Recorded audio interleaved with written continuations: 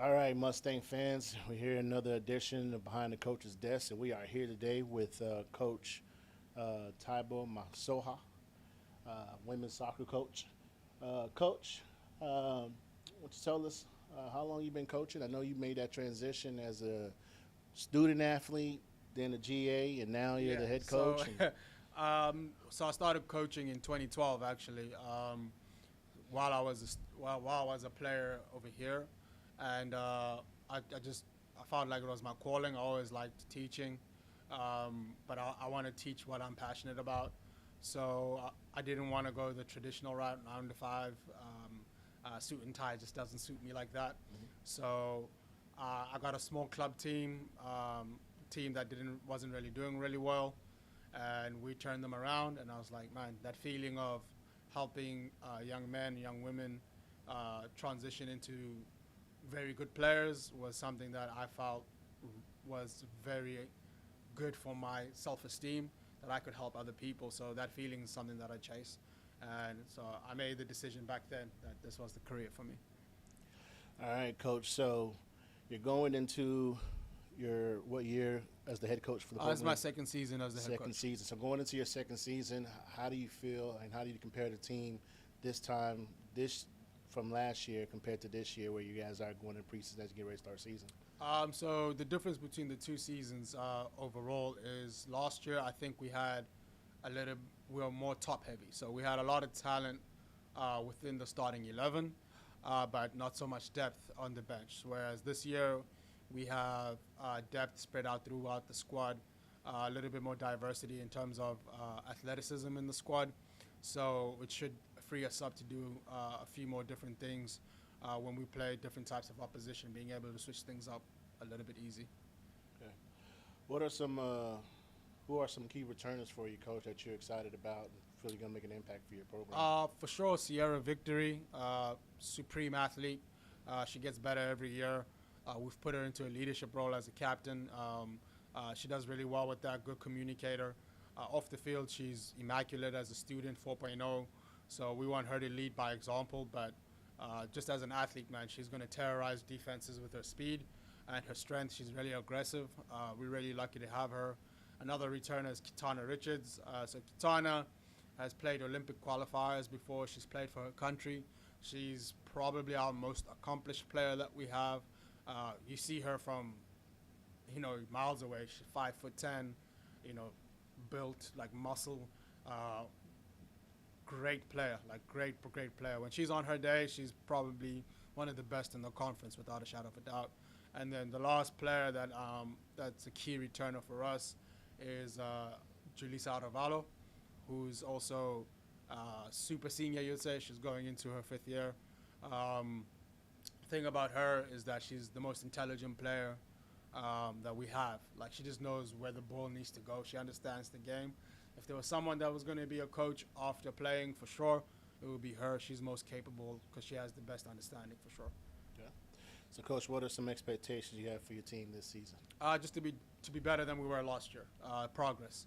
So my main thing is as long as we can show that we're putting one foot in front of the other, that we're moving forward, that's all I want. So how much more forward we get is going to depend on us as a team, injuries, and just luck, obviously.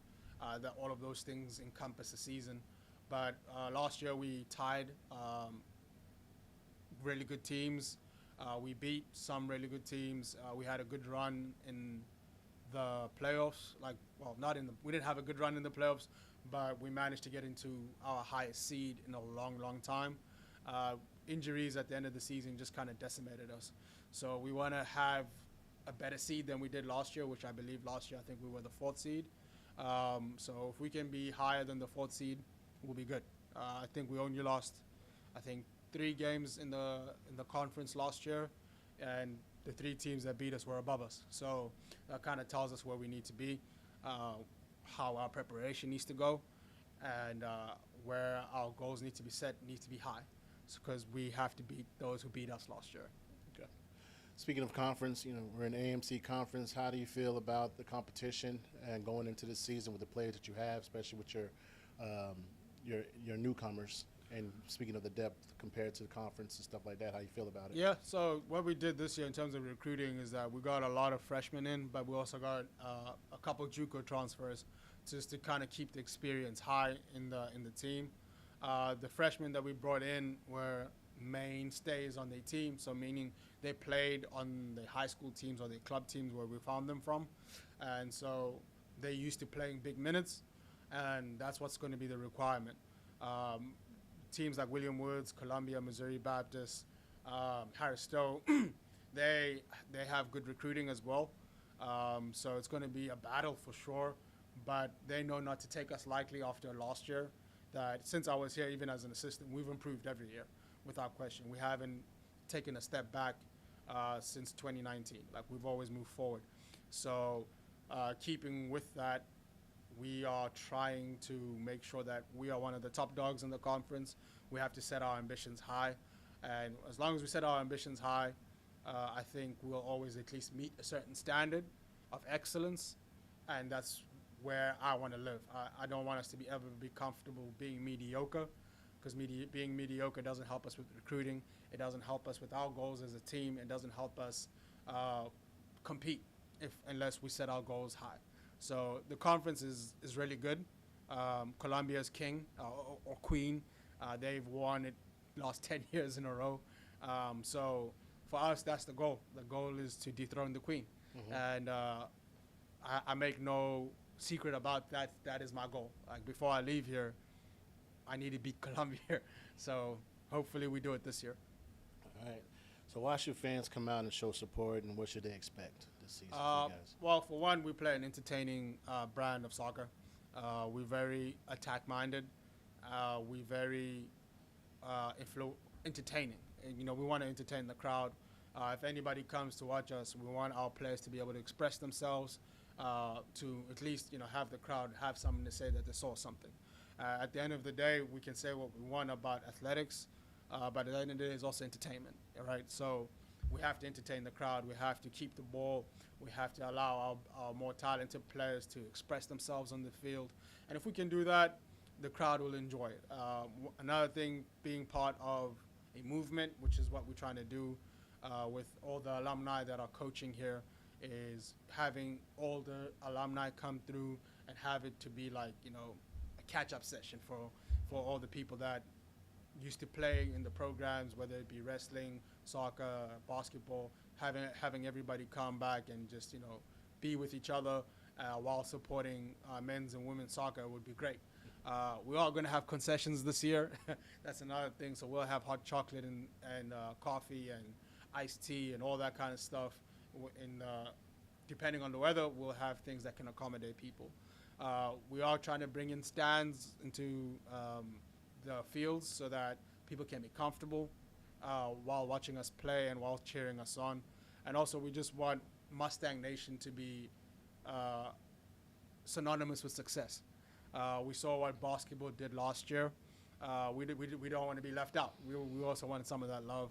And the love that was shown for basketball last year was amazing. But people want something to cheer for. And if we're successful, they'll have something. We'll have more people wanting to come watch our games. So for sure, our preparation is set up for that. It's for that, so we can win games and have people celebrate us at the same time.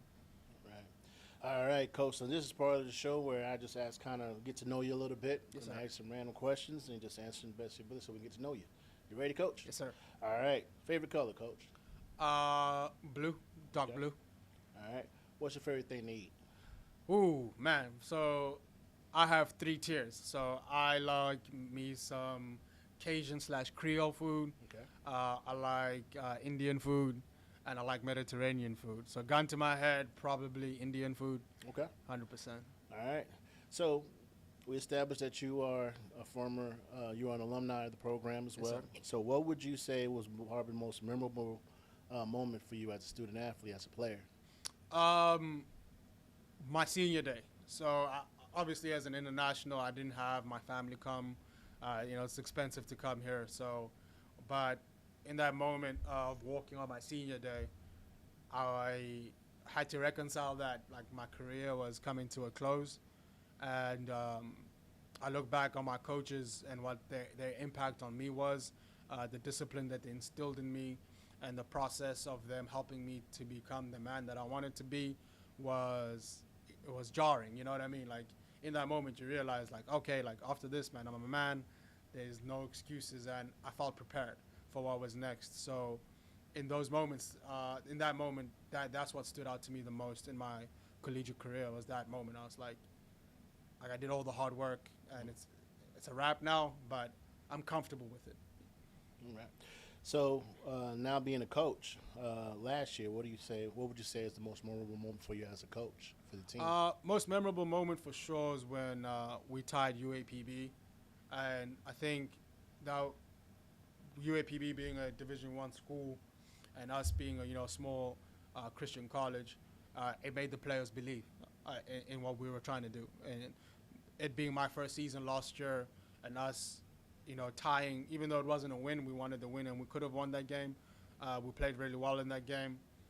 It made them believe in me, and it made them understand what was required to play for me.